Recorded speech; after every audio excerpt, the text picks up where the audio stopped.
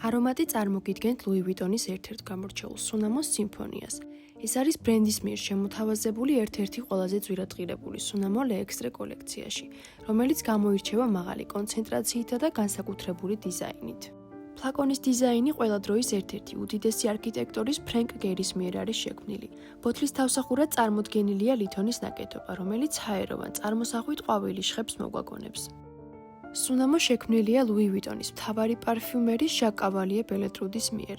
მისი მიზანი იყო შეექმნა სურნელი, რომელიც ციტრუსოვანი ნოტების საშუალებით გადმოსცემდა სისუფთავისა და ენერგიის შეგრძნებას.